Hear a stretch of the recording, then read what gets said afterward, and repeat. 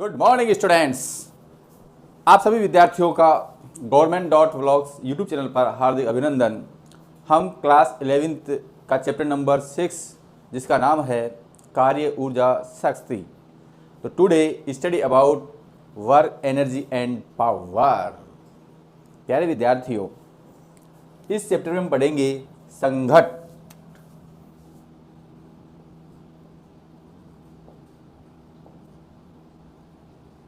या पिंडों की टक्कर।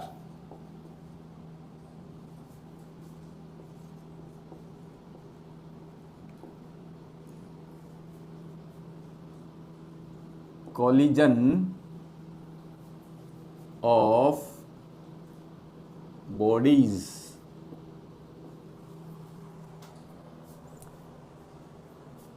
या एक स्पेशल वर्ड यूज किया गया है, पिंडों की टक्कर। व्यक्तियों की भी टक्कर हो सकती है, वाहनों की भी टक्कर हो सकती है, टक्कर किसी भी प्रकार की हो सकती है। और उस टक्कर में क्या क्या संरक्षित होता है, उस टक्कर में वेग क्या होगा, टक्कर होने पर वेग क्या रहेगा, टक्कर होने के बाद वेग क्या रहेगा, टक्कर के दौरान वेग क्या रहेगा, इन सब चीज़ों का हम इसमें अध्ययन करेंगे।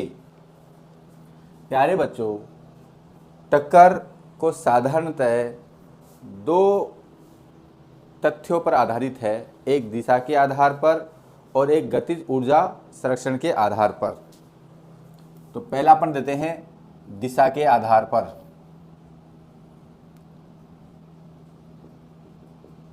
दिशा के आधार पर टक्कर। और दूसरा है गतिज ऊर्जा संरक्षण के आधार पर टक्कर। टक्कर चाहे दिशा के आधार पर हो, चाहे गतिज ऊर्जा संरक्षण के आधार पर हो, प्रत्येक प्रकार की टक्कर में संवेग संरक्षित रहता है। प्रत्येक प्रकार की टक्कर में संवेग संरक्षित रहता है, चाहे टक्कर दिशा के आधार पर हो, चाहे टक्कर गतिज ऊर्जा संरक्षण के आधार पर हो। प्रत्येक प्रकार की टक्कर में संवेग संरक्षित रहता है। तो ये आप याद कर लीजिए, प्रत्येक प्रकार की टक्कर में संवेग संरक्षण का नियम लागू होता है।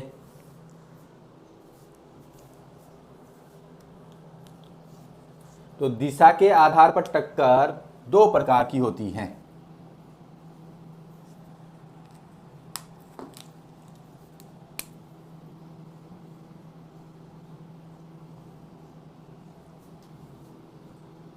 एक विमीय टक्कर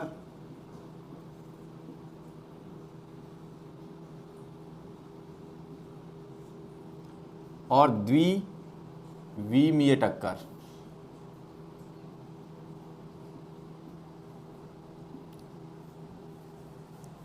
यदि टक्कर एक विमा के अंदर होती है, यदि टक्कर से पूर्व कोई पिंड टकराता है और टक्कर के बाद टकराकर उसी दिशा में चला जाता है, उसी विमा में चला जाता है। यदि एक्स एक्स में टक्कर हो रही है तो एक्स एक्स की दिशा में चला गया, वाई एक्स में टक्कर हो रही है तो वाई एक्स की दिशा में चला गया, जेड एक्स में या जेड एक्स की दिशा में टक्कर हो रही है तो जेड एक्स की दिशा में चला गया।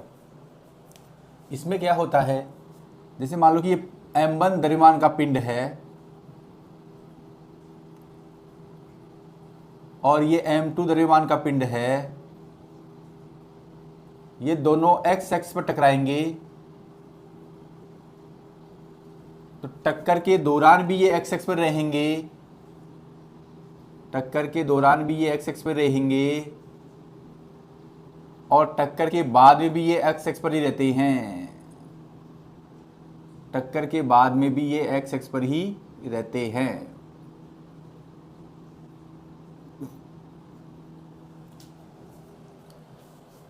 यदि टक्कर एक ही विमा पे होती है, देखो टक्कर से दौरान भी एक्स एक्स पर है, टक्कर से पूर्व भी एक्स एक्स पर है, टक्कर से वाई पर भी एक्स एक्स पे है, तो इस प्रकार की टक्कर को हम कहते हैं एक विमीय टक्कर।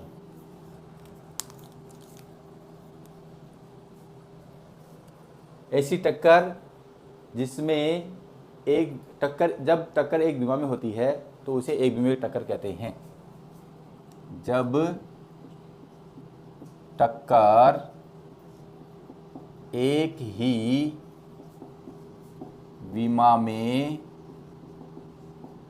हो तो उसे एक विमीय टक्कर कहते हैं। जब टक्कर एक ही विमा में हो तो उसे एक विमीय टक्कर कहते हैं। अब आप ये आराम से निष्कर्ष निकाल सकते हो कि द्विविमीय टक्कर, जब टक्कर दो विमा में होती है तो उसे द्विविमीय टक्कर कहते हैं। हम एक की परिभाषा से दूसरी की परिभाषा को कोरिलेट कर रहे हैं। जब टक्कर दो विमाओं में होती है तो उसे द्विविमीय टक्कर कहते हैं।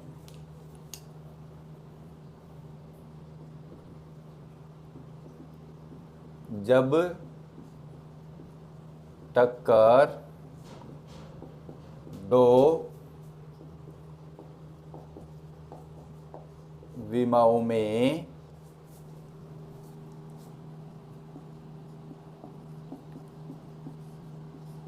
है तो उसे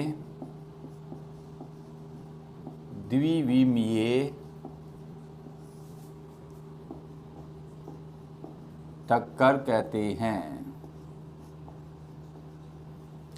जब टक्कर दो विमा में होती है तो इसे द्विविमीय टक्कर कहते हैं। मान लिया कि ये m द्रव्यमान का पिंड है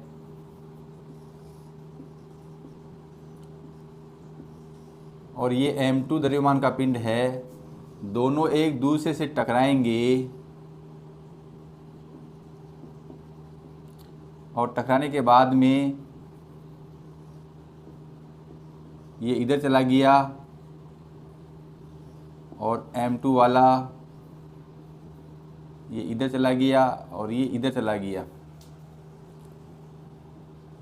यानी कि ये y की दिशा में चला गया, ये x की दिशा में चला गया। तो इस प्रकार की टक्कर को हम दो विमीय टक्कर कहते हैं। टक्कर से पूर्व, टक्कर के दौरान, टकराने के बाद में ये y की दिशा में चला गया, ये x की दिशा में चला गया, तो इसे हम कहते हैं। या ये सिस्टम इस प्रकार भी हो सकती है, ये इस दिशा में चला जाए, ये इस दिशा में चला जाए। जब टक्कर दो विमाओं में होती है तो उसे द्विविमीय टक्कर कहते हैं, और जब टक्कर एक ही विमा में होती है तो उसे एक विमीय टक्कर कहते हैं।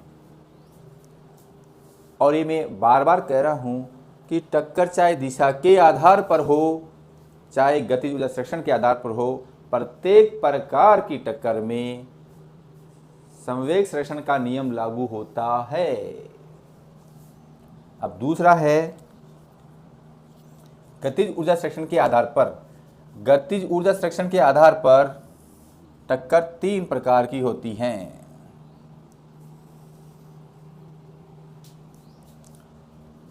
पूर्णतः प्रत्यास्थ टक्कर,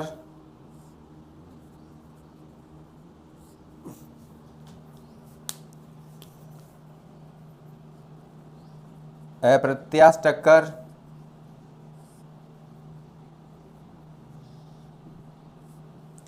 और तीसरी है पूर्णतः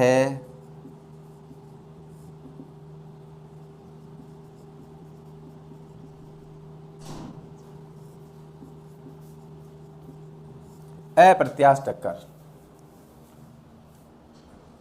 इसे हम कहते हैं परफेक्टली इलास्टिक कोलिजन।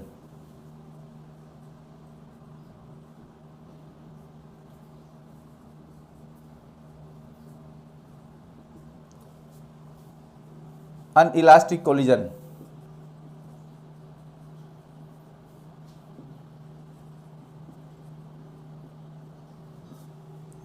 और कंप्लीट परफेक्टली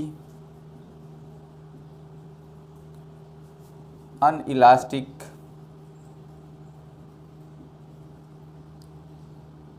कोलिजन। पूर्णतः प्रत्यास्थ टक्कर में गतिज ऊर्जा संरक्षण का नियम लागू होता है। ऐसी टक्कर जिसमें टकराने से पूर्व संवेग गतिज ऊर्जा संरक्षित हो और टक्कर के बाद में गतिज ऊर्जा संरक्षित हो, तो इस प्रकार की टक्कर को हम परफेक्टली इलास्टिक कोलिजन कहते हैं या पूर्णतः प्रत्यास्थ टक्कर कहते हैं।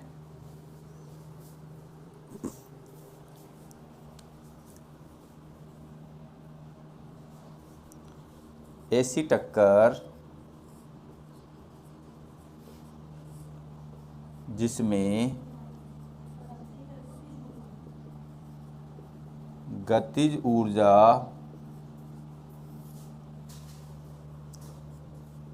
संरक्षण का नियम लागू होता है, उसे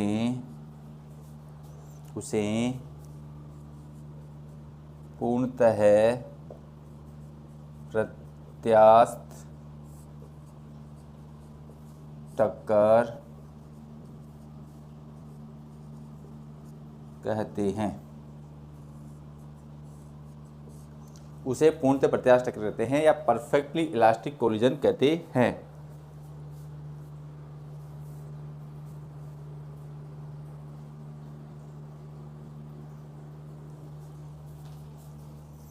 उदाहरण के लिए परमाणुवीय व नाभिकीय मूल कणों के मध्य टक्कर। परमाणुवीय व नाभिकीय मूल कणों के मध्य टक्कर। अप्रत्यास्थ टक्कर जिसमें ऐसी टक्कर जिसमें गतिज ऊर्जा संरक्षण नियम लागू नहीं होता है, उसे अप्रत्यास्थ टक्कर कहते हैं।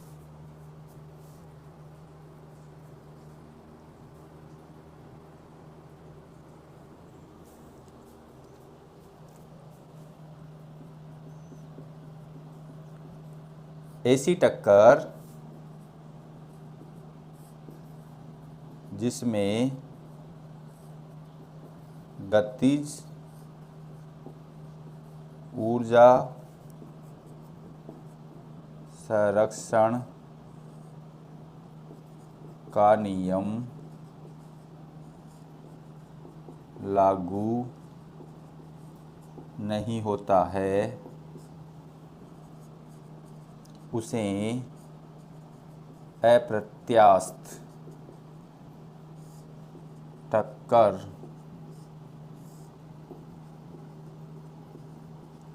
कहते हैं। उदाहरण के लिए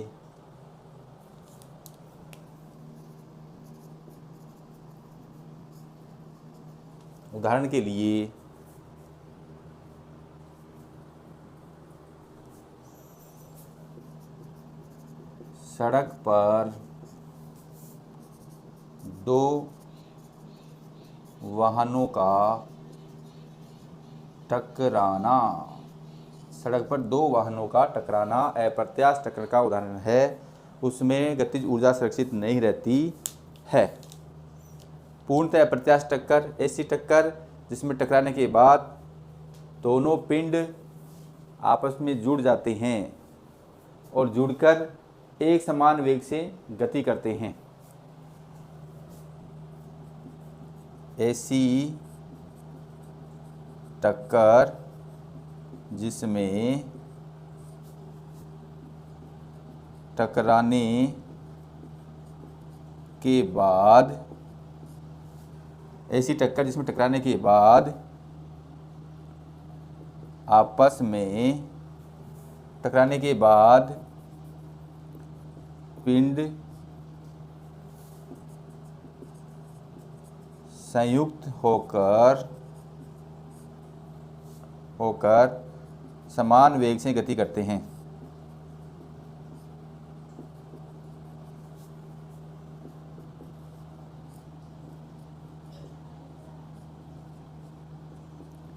उसे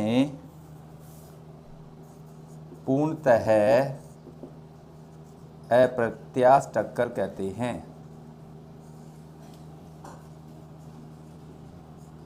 उसे पूर्णतः अप्रत्याश टक्कर कहते हैं। उदाहरण के लिए बंदूक की गोली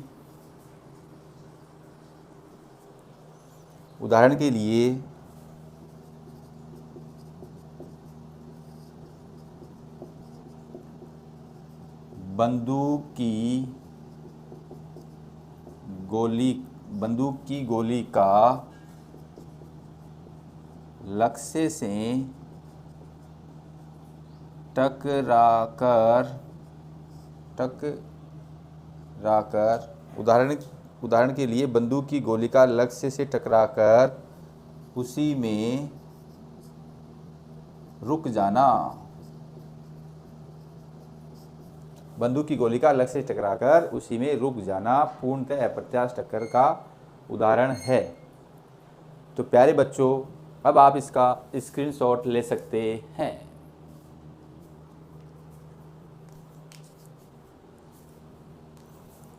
आपने देखा कि टक्कर चाहे दिशा के आधार पर हो, टक्कर चाहे गतिज ऊर्जा संरक्षण के नियम के आधार पर हो। गतिज ऊर्जा संरक्षण का नियम कुछ टक्करों में लागू होता है और कुछ टक्करों में लागू नहीं होता है, जबकि संवेग संरक्षण का नियम प्रत्येक प्रकार की टक्कर में लागू होता है।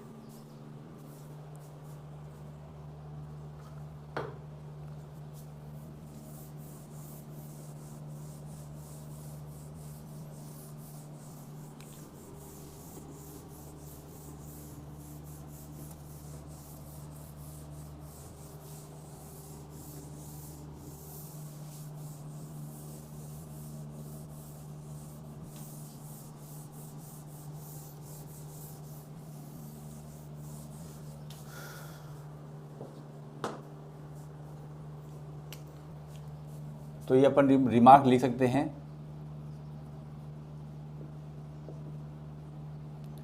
नंबर 1, संवेग संरक्षण का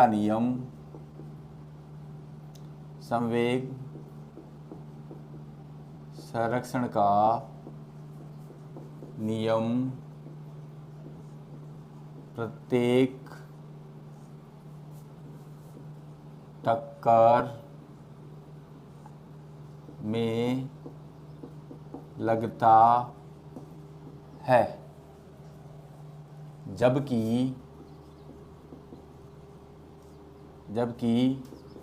गतिज ऊर्जा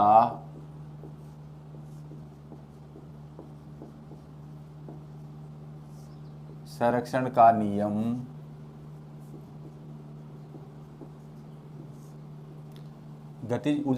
नियम कुछ टक्करों में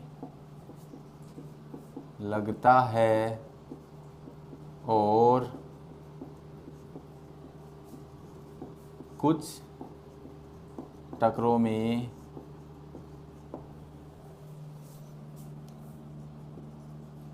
नहीं लगता है।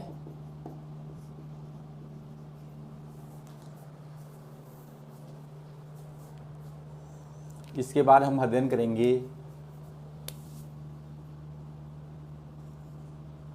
एक विमीय प्रत्याश टक्कर।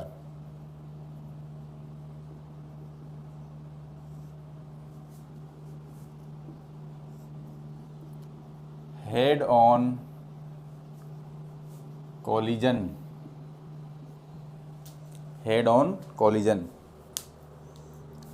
डियर स्टूडेंट्स, आपने देखा टक्कर चाहे एक विमीय हो चाहे द्विविमीय हो या गतिज ऊर्जा संरक्षण के आधार पर हो, प्रत्येक टक्कर में संवेग संरक्षण का नियम लागू होता है। टक्कर प्रत्यास्थ है, इसलिए गतिज ऊर्जा संरक्षण का नियम भी लागू होगा। तो एक विमीय प्रत्यास्थ टक्कर में संवेग संरक्षण का नियम भी लागू होगा और गतिज ऊर्जा संरक्षण का नियम भी लागू होगा। ये हम पढ़ चुके हैं। तो अपन कल्पना कर लेते हैं कि एक m1 द्रव्यमान का पिंड है और एक m2 द्रव्यमान का पिंड है, ये स्थिति आपकी टक्कर से पूर्व।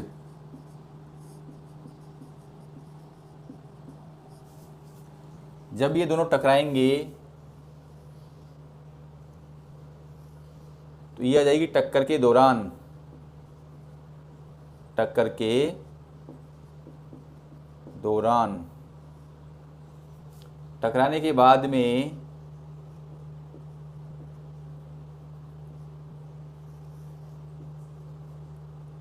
ये टक्कर के बाद या टक्कर के पश्चात। देखो एक विमीय प्रत्यास्थ टक्कर है, इसलिए इनकी गति एक ही विमाओं में होगी। माना कि ये u1 वेग से गति कर रही है, ये u2 वेग से गति कर रही है। टकराने के बाद में ये v1 से गति करेगी, ये v2 से गति करेगी। हम ये भी मान लेते हैं कि माना u1 greater than u2, u1 greater than u2। देखो अब थोड़ा सा हमें ध्यान देना है। मान लेते हैं कि u1 बड़ा है और u2 छोटा है। अब सपोज इस संख्या तो उन्होंने मान लिया कि इसकी जो स्पीड है वो 10 मीटर प्रति सेकंड है, इसकी स्पीड 5 मीटर प्रति सेकंड है। तो आप देख रहे हो कि जो 10 मीटर प्रति सेकंड का पिंड है वो 5 मीटर प्रति सेकंड पिंड को जरूर टक्कर मारेगा। और टक्कर मारने के बाद में इस वाले पिंड की जो वेग होगा वो होगा 5 मीटर पर सेकंड और इसका वेग होगा 10 मीटर पर सेकंड। अब आप यहाँ देख रहे हो कि ये जो 5 मीटर पर सेकंड के वेग से जो पिंड गति कर रहा है वो 10 मीटर प्रति सेकंड के वेग पिंड वाले पिंड को कभी भी टक्कर नहीं मार सकता है। इस बात को मैं पुनः दोहरा रहा हूँ कि मैंने यह कल्पना की है कि माना u1 ग्रेटर देन u2, तो मैंने संख्यात्मक रूप में ले लिया कि प्रथम जो पिंड है उसका वेग 10 मीटर प्रति सेकंड है और दूसरे 5 मीटर प्रति सेकंड है। अब प्रथम पिंड का वेग ज़्यादा है तो ये द्वितीय पिंड को कभी न कभी टक्कर मारेगा, कभी न कभी टक्कर मारेगा। टक्कर मारने के बाद में इनके वेग परस्पर बदल जाते हैं। तो पहले पिंड का वेग हो जाएगा 5 मीटर प्रति सेकंड और दूसरे का हो जाएगा 10 मीटर प्रति सेकंड। आप कल्पना कीजिए कि टक्कर के बाद में इसका वेग v1 हो गया, इसका वेग v2 हो गया। ये दोनों पिंड आपस में कभी मिलेंगे नहीं, कभी टकराएंगे नहीं, क्योंकि इसका वेग 5 मीटर पर सेकंड है, इसका वेग 10 मीटर पर सेकंड है। अर्थात इसके एक बार टक्कर होने के बाद में दोबारा टक्कर कभी नहीं होगी। ये जो मैंने वर्बली बोला है कि टक्कर से पूर्व वेग टक्कर के बाद के वेग परस्पर बदल जाते हैं, इसका हम गणितीय प्रूफ भी करेंगे। तो टक्कर से पूर्व इस पिंड का वेग अधिक होने से और इसका कम होने के कारण ये टकराएंगे और टकराने के बाद में पहले वाले कम हो जाएगा और दूसरे वाले का ज़्यादा हो जाएगा। इसके बाद में कभी टक्कर होगी नहीं। तो माना कि दो पिंडों का द्रव्यमान क्रमशः m1 m2 है।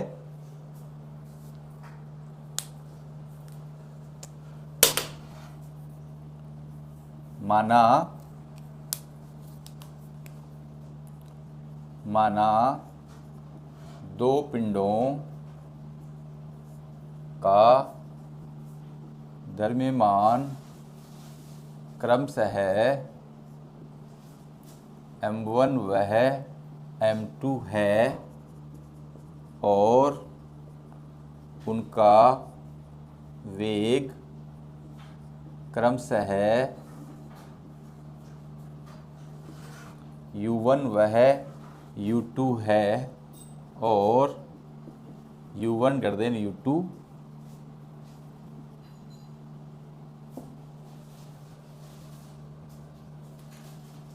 है।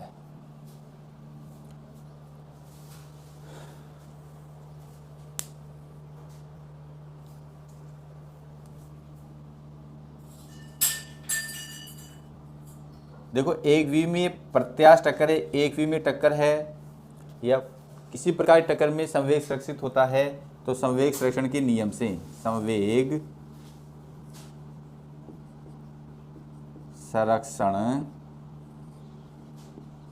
के नियम से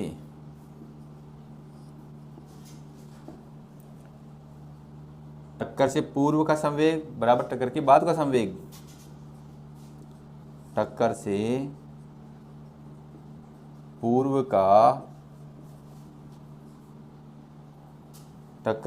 का संवेग बराबर टक्कर के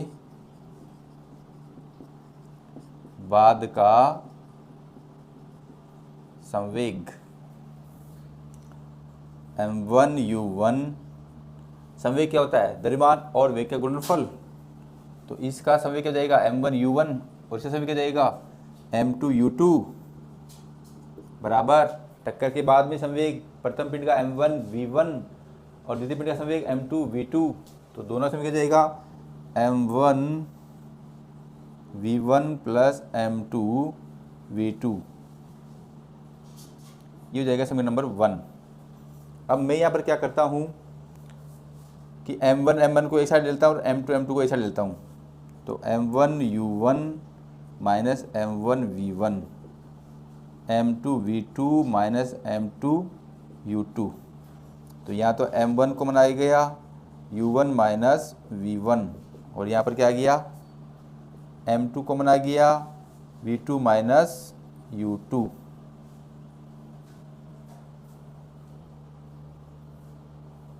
ये हो जाएगा आपका समीकरण नंबर 2। क्योंकि प्रत्यास्थ टक्कर है और प्रत्येक प्रत्यास्थ टक्कर में गतिज ऊर्जा सुरक्षित रहती है। प्रत्यास्थ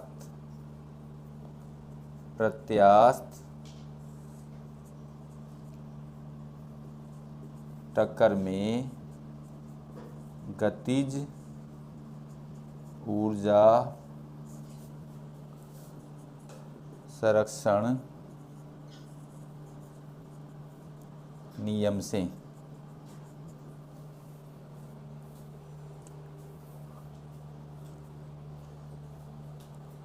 देखो हम यह देख रहे हैं कि टक्कर से पूर्व गतिज ऊर्जा सुरक्षित है, टक्कर के बाद में गतिज ऊर्जा सुरक्षित है, परंतु टक्कर के समय गतिज ऊर्जा सुरक्षित नहीं रहती है। टक्कर के समय गतिज ऊर्जा सुरक्षित नहीं रहती है। टक्कर से पूर्व गतिज ऊर्जा सुरक्षित रहती है, टक्कर के बाद में गतिज ऊर्जा सुरक्षित रहती है, परंतु टक्कर के समय, टक्कर के दौरान गतिज ऊर्जा सुरक्षित नहीं रहती है। यदि हम गतिज ऊर्जा और समय में ग्राफ खींचें, काइनेटिक एनर्जी और समय में ग्राफ खींचें, तो यहाँ पर गतिज ऊर्जा सुरक्षित रहेगी। जब टक्कर होगी तब गतिज ऊर्जा सुरक्षित नहीं रहेगी और फिर गतिज ऊर्जा सुरक्षित हो जाएगी। तो टक्कर से पूर्व गतिज ऊर्जा सुरक्षित रहती है, टक्कर के बाद में गतिज ऊर्जा सुरक्षित रहती है, परंतु टक्कर के दौरान या टक्कर के समय गतिज ऊर्जा सुरक्षित नहीं रहती है। तो प्रत्यास्थ टक्कर में गतिज ऊर्जा संरक्षण के नियम, गतिज ऊर्जा संरक्षण नियम लागू होता है। अतः 1/2 m1u1 square plus 1/2 m2u2 square बराबर 1/2 m1v1 square plus 1/2 m2v2 square. देखो टक्कर एक विमा में होने के कारण संवेग एक सदिश राशि है, इसलिए संवेग में परिणाम भी होता है और दिशा भी होता है, परंतु टक्कर एक ही दिशा में होने के कारण केवल परिणाम में ही संवेग टक्कर से पूर्व रहेगा और टक्कर के बाद में रहेगा। जब हम द्विमीय प्रत्यास्थ टक्कर पढ़ेंगे तो वहाँ पर संवेग में परिणाम के साथ साथ दिशा में भी संवेग संरक्षण का नियम लगाएंगे। जबकि गतिज ऊर्जा एक अदिश राशि है, चाहे वो एक द्विमीय टक्कर हो चाहे द्विमीय टक्कर हो, गतिज ऊर्जा अदिश राशि होने के कारण केवल परिणाम होता है, उसमें दिशा नहीं होती है। अब हम क्या करेंगे? 1/2 तो सबसे कट जाएगा, तो क्या बचेगा?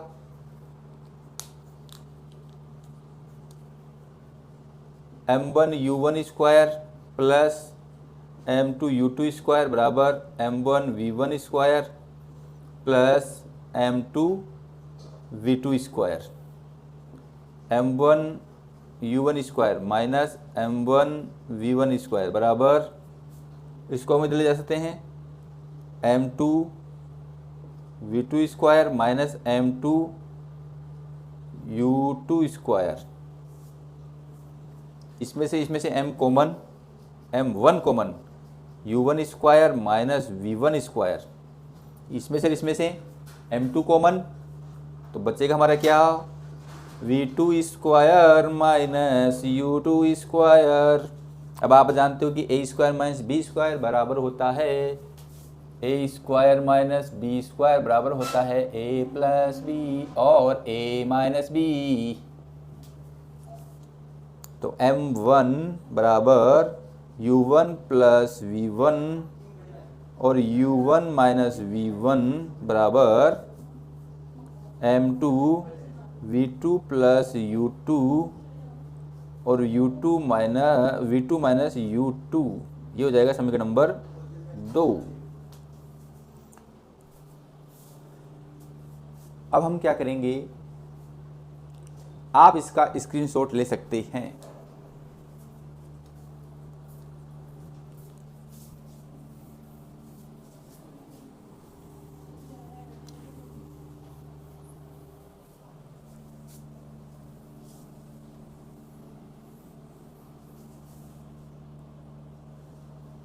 ये दोनों समीकरण मेरे को आवश्यकता पड़ेगी, इसलिए मैं यहाँ तक इसको रफ कर पाता हूँ।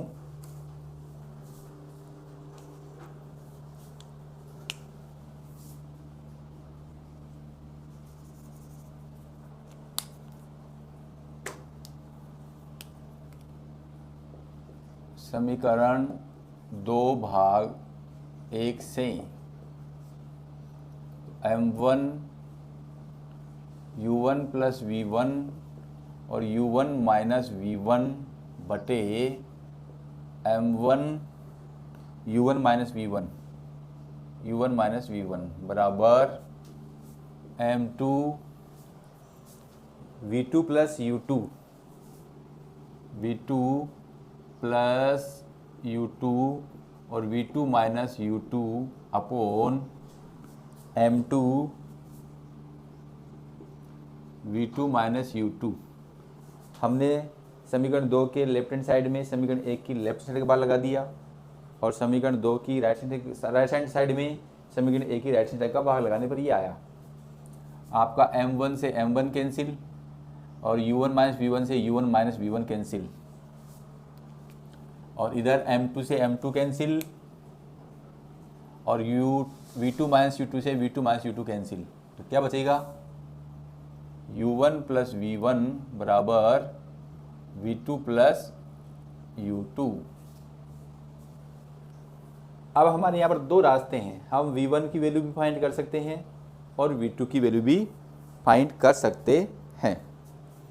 हम v1 की वैल्यू फाइंड करेंगे तो v2 की वैल्यू आएगी, v2 की वैल्यू फाइंड करेंगे तो v1 की वैल्यू आएगी।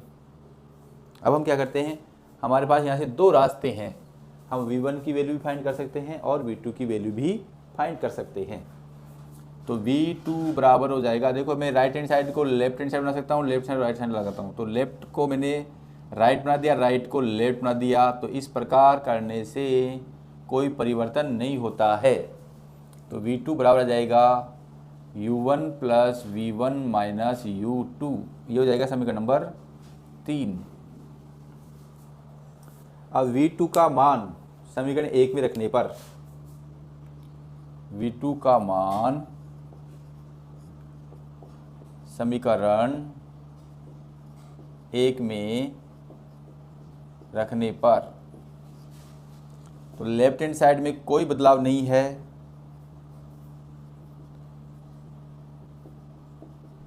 m2। देखो समीकरण v2 यहाँ पर है तो मैं यहाँ v2 की जगह रखूँगा u1 plus v1 minus u2। Dear students, यदि हम यहाँ पर v1 का मान निकालते तब भी समीकरण 1 में v1 का मान रखते और v1 का जब मान रखेंगे तो v2 प्राप्त होगा और v2 का मान रखेंगे तो v1 आएगा। और देखो हमारा उद्देश्य भी यही है कि हम ये देखेंगे कि इस कण का जो प्रारंभिक वेग है, पहले पिंड का वेग है और दूसरे पिंड का वेग है, वो पहले का अधिक है दूसरे का कम है, तो ये बदल कर पहले का कम और दूसरे का अधिक हो जाता है। इसको हम गणितीय विधि से प्रूव करने में लगे हुए हैं, जबकि ये शाश्वत सत्य है, टक्कर के बाद में और टक्कर पिंड की नहीं होती है।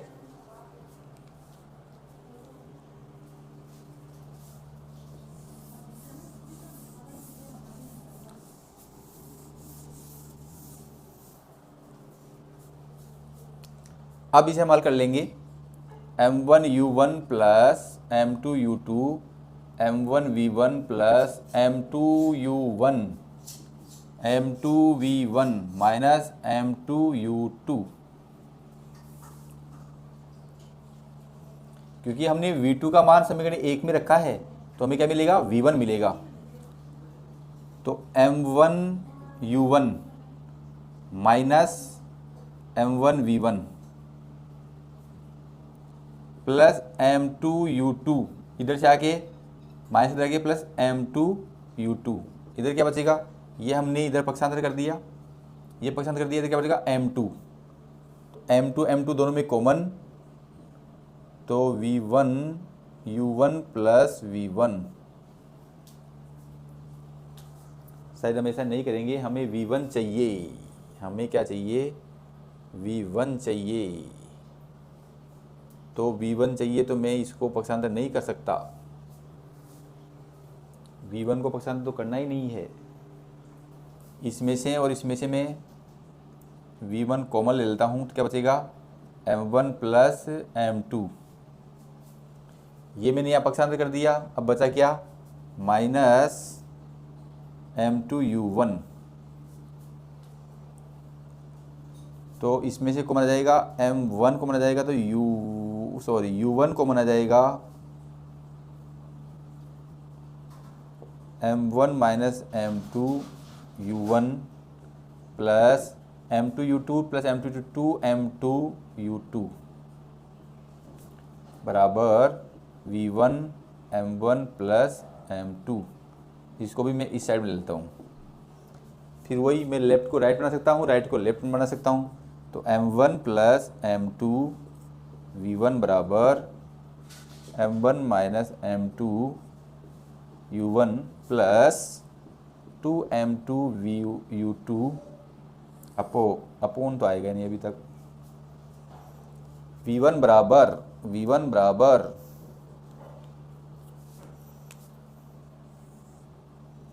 m1 minus m2 u1 plus 2 m2 u2 upon m1 plus m2, ये हमारे v1 की वैल्यू आ गई। अब यदि मैं इसी प्रकार यहाँ से v1 का मान निकाल कर समीकरण 1 में रखूँ तो मुझे क्या आएगी, v2 की वैल्यू आएगी। अब देखो v2 की वैल्यू निकालने में एक लॉजिक है, और वो लॉजिक क्या है वो मैं आपके साथ शेयर कर रहा हूँ। जब भी हमें v2 निकालना हो तो सबसे पहले v1 लिख लीजिए। तो v1 क्या है, m1 प्लस m2 तो इसके हर में है, m1 माइनस m2 इसके हंस में है, गुणा में u2 है, प्लस 2 m2 u2। अब हमें करना क्या है, 1 को 2 करना है और 2 को 1 करना है। तो 1 को क्या करना है, 1 को तो 2 करना है और 2 को 1 करना है, ये दो नियम लागू करने हैं। 1 को 2 करना है, 1 को क्या करना है 2, तो ये लोग 1 को 2 कर दिया, यहाँ पे क्या 1 को 2 कर दिया, 2 क्या करूँगा 1 करूँगा, यहाँ पे 1 को क्या करूँगा 2 और 2 क्या करूँगा 1, यहाँ पर भी 2 क्या करूँगा 1। इस संख्यात्मक 2 को 1 नहीं करना है, बस इतना सा याद रखना। अब इस संख्यात्मक मान को 1 नहीं करना है, 2 है 1 और 2 है 1, तो ये क्या हो गया v1 की सहायता से v2 का मान। और यदि आप निकाल के भी देखेंगे, यदि यहाँ पर v1 का मान v1 का मान निकाल कर समीकरण 1 में रखेंगे तो v2 का मान आपको यही प्राप्त होगा, v2 का मान आपको यही प्राप्त होगा। तो आप क्या करना है, 1 की वैल्यू निकालने के बाद में जैसे 2 की वैल्यू निकाले तो 2 को 1 कर दीजिए, 1 को 2 कर दीजिए। संख्यात्मक मान में बदलाव नहीं करना है, 2 है तो 2 ही रहेगा। ये जो इनके आधार में 1 और 2 है, इनको 1 को 2 करना है, 2 को 1 करना है, राइट। अब आप इसका पुनः स्क्रीनशॉट ले सकते हैं।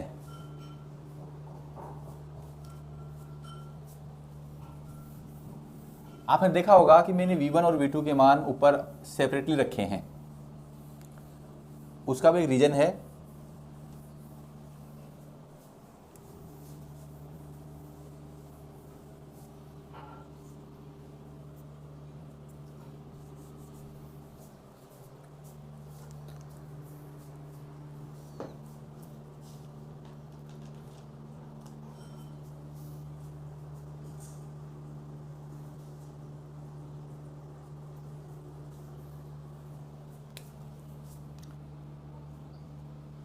केस फर्स्ट, जब दोनों पिंडों का द्रव्यमान समान हो,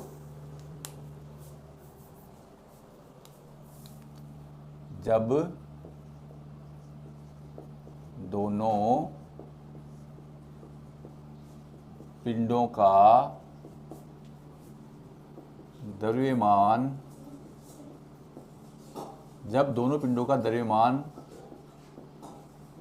समान हो, अर्थात m1 बराबर m2 बराबर m हो, तो क्या होगा?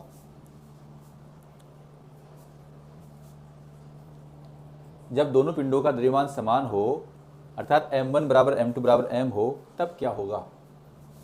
तो देखो आपका v1 क्या है? m1 minus m2 u2 plus 2m2 u2 upon m1 plus m2। दोनों पिंडों का द्रव्यमान समान है तो ये क्या हो जाएगा? m minus m u2 2m u2 upon m plus m। तो आप देख रहे होंगे m में से कि जीरो, ये जीरो जाएगा तो क्या बचेगा? 2m u2 अपॉन 2m बराबर u2। और v2 बराबर क्या जाएगा? m minus m u1 2m u1 बटे m प्लस m, ये क्या हो जाएगा? जीरो।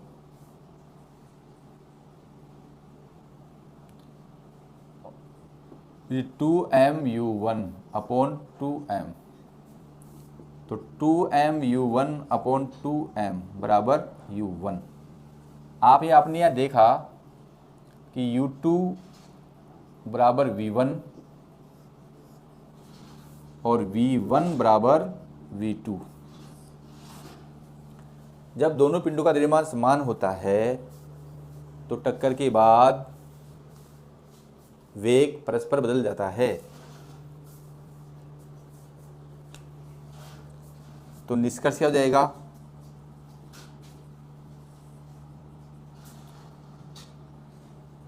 टक्कर के बाद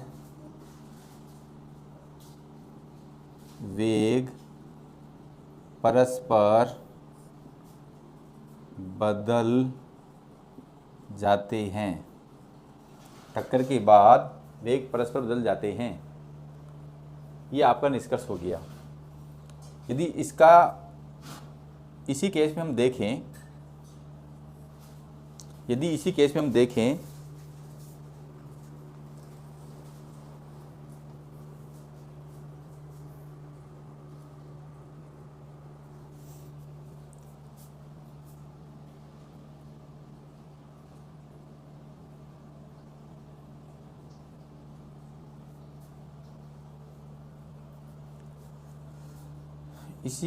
हम देखें, तो क्या देखें?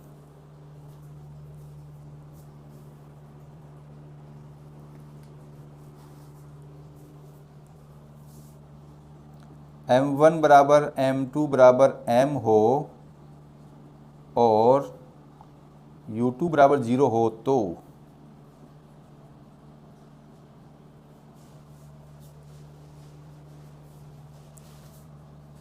तो आपका v1 क्या हो जाएगा?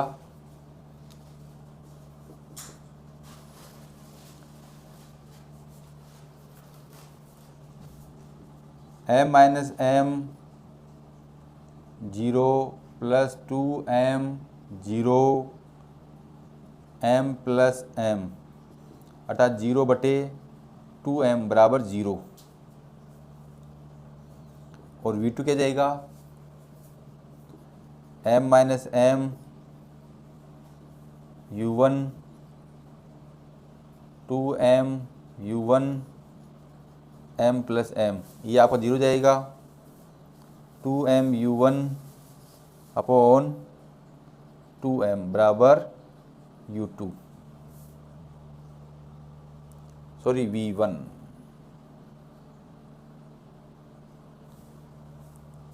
इसका मतलब ये हुआ कि टकराने के बाद प्रथम पिंड का वेग 0 है, अर्थात वो स्थिर रहेगा, और द्वितीय पिंड u1 वेग से गति करेगा। द्वितीय पिंड u1 वेग से गति करेगा।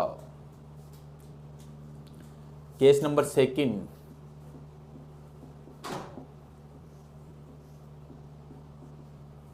यह आप हो गया केस नंबर 1।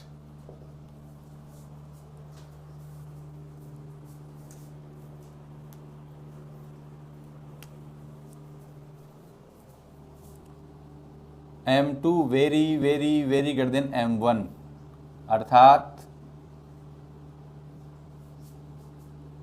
M2 M1 से बहुत बड़ा हो तो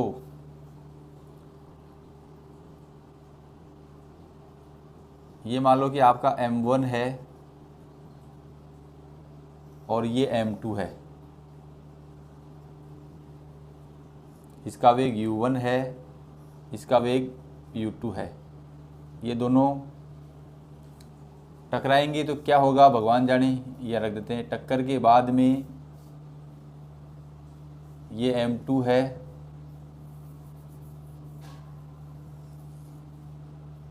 ये कुछ ज़्यादा बड़ा बन गया, और ये मान लो कि M1 है। ये टकराएगा और वापस लौट आएगा, टकराएगा और वापस लौट आएगा। ये तो है प्रैक्टिकली, यानी अपने अनुभव से हमने बताया कि जब छोटे पिंड से बहुत बड़ा पिंड टकराता है तो बड़ा पिंड क्या रहेगा, स्थिर रहेगा और वो टकरा के वापस आ जाएगा। अब हम देखते हैं V1 और V2।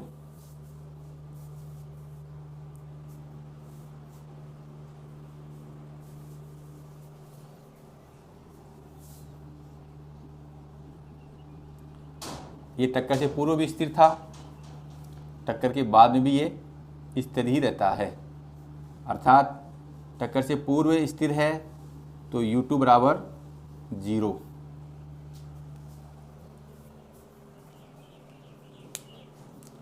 इस स्थिति में आपका V1 क्या हो जाएगा,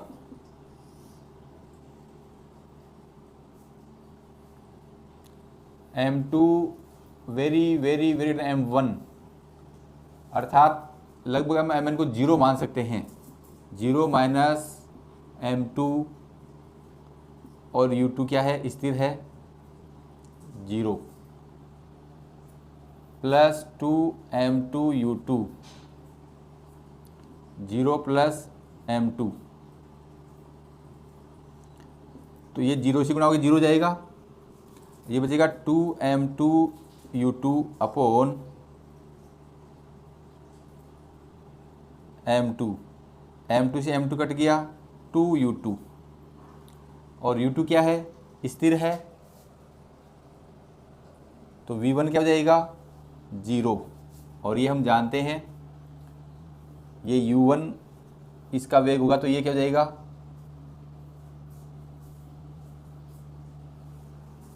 0।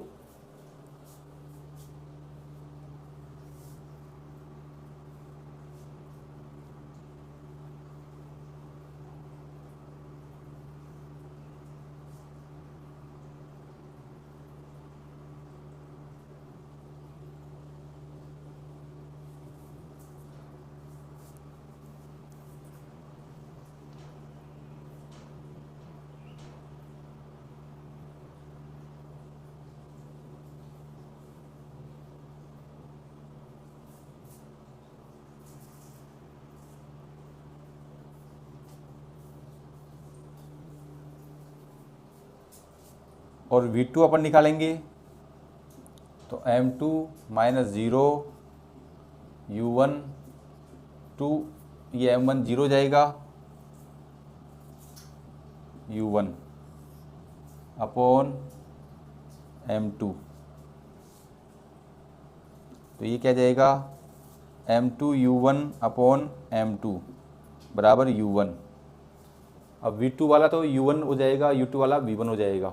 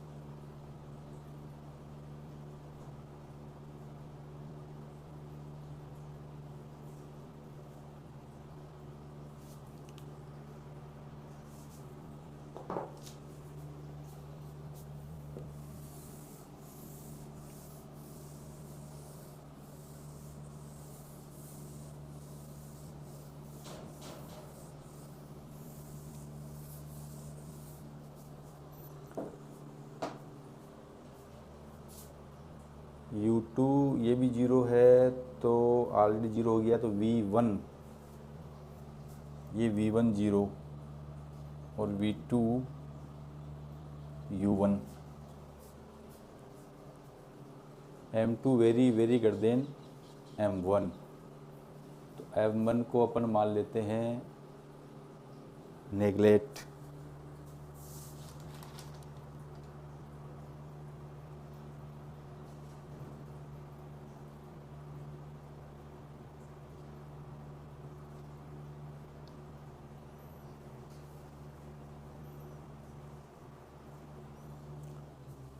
देखो हमने यहाँ गलत लिख दिया, ये U1 आएगा, ये U1 आएगा, तो इस हिसाब से ये U2 आएगा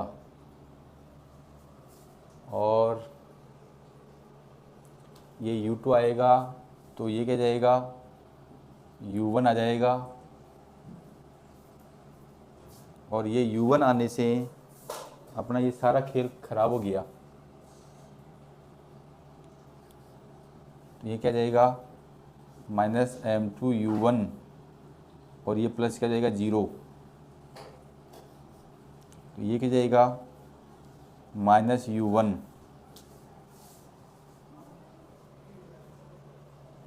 और M2 बहुत बड़ा है और ये U2 जीरो हो जाएगा और M1 भी जीरो हो जाएगा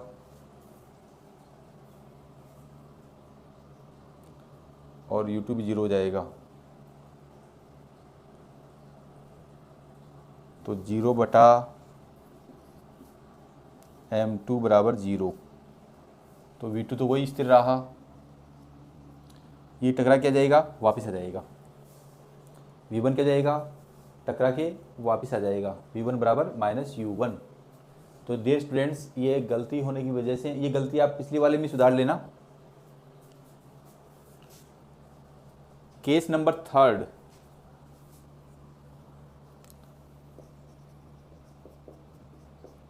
केस नंबर सेकंड का अपोजिट है। जब M2 very very greater than M1 है तो M1 very very greater than M2 हो, उस स्थिति में क्या होगा, M1 very very very greater than M2 हो तो ये मान लो कि आपका M2 है जो स्थिर है और ये आपका M1 है जो U2 वेग से गति कर रहा है और ये U1 वेग से गति कर रहा है।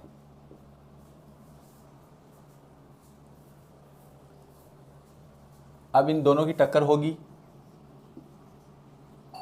टकराने के बाद में इनकी स्थिति क्या रहेगी, इसका अध्ययन हम V1 और V2 निकाल करेंगे। V1 बराबर हो जाएगा आपका M1, अब M2 क्या हो जाएगा, 0। ये अति सूक्ष्म है, M1 की तुलना में ये अति सूक्ष्म है, तो स्थिर है 0।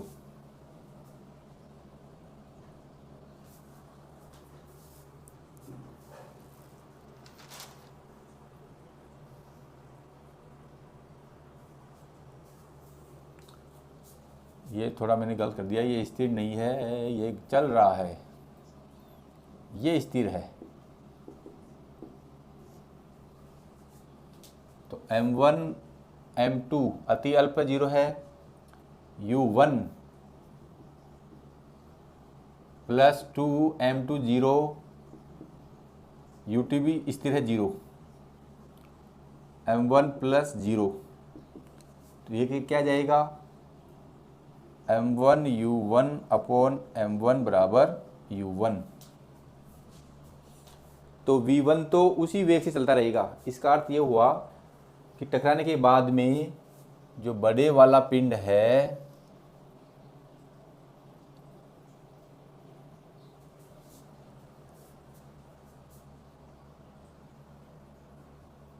ये M1 रहेगा और ये M2 रहेगा। तो M1 तो उसी वेग से चलता रहेगा। अब M2 की क्या स्थिति होती है वो अपने अध्ययन करेंगे। इसके लिए हम V2 फाइंड करते हैं।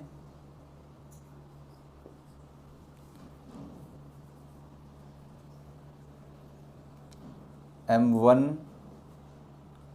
पिंड टक्कर के बाद उसी गति से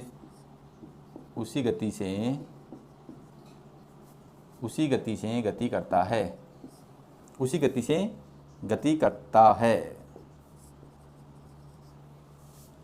अब यदि हम V2 निकालें तो m2 बहुत छोटा है 0 माइनस m1 U2 स्थिर है 0 plus 2m1 U1 upon m2 0 m1, ये 0 जाएगा और ये 0 जाएगा तो क्या बचेगा 2m1 U1 अपॉन m1, तो m1 से m1 का 2u1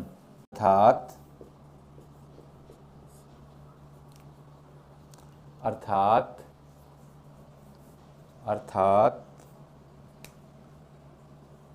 m2 दुगुनी गति से गति करेगा। देखो ये बात आपको इस पर समझ में आएगी, जब ट्रेन किसी पशु पक्षी या मनुष्य को टक्कर मारती है तो टक्कर मारने के बाद जो छोटा पिंड है वो ट्रेन की गति की दुगनी गति से दूर हटेगा, अर्थात उसके परखंजे उड़ जाएंगी। इसी वजह से ट्रेन की टकराने के बाद में या तेज गति से टकराने के बाद में जो हल्के पिंड होता है, जो सूक्ष्म पिंड होता है, वो दुगनी गति से भिड़ने के बाद या टकराने के बाद उसके परखंजे उड़ जाते हैं। अब आप इसका स्क्रीनशॉट ले सकते हैं। तो dear students, today study about collision, और कोलिजन में हमने एक विमीय प्रत्यास्थ टक्कर देखी या हेड ऑन कोलिजन देखा और उसकी कुछ विशेष परिस्थितियाँ देखी। तो आशा करता हूँ कि आपको ये समझ में आया होगा। आप मेरी वीडियो को लाइक, कमेंट्स और सब्सक्राइब करना नहीं भूलें। Thank you for watching my YouTube channel government.vlogs।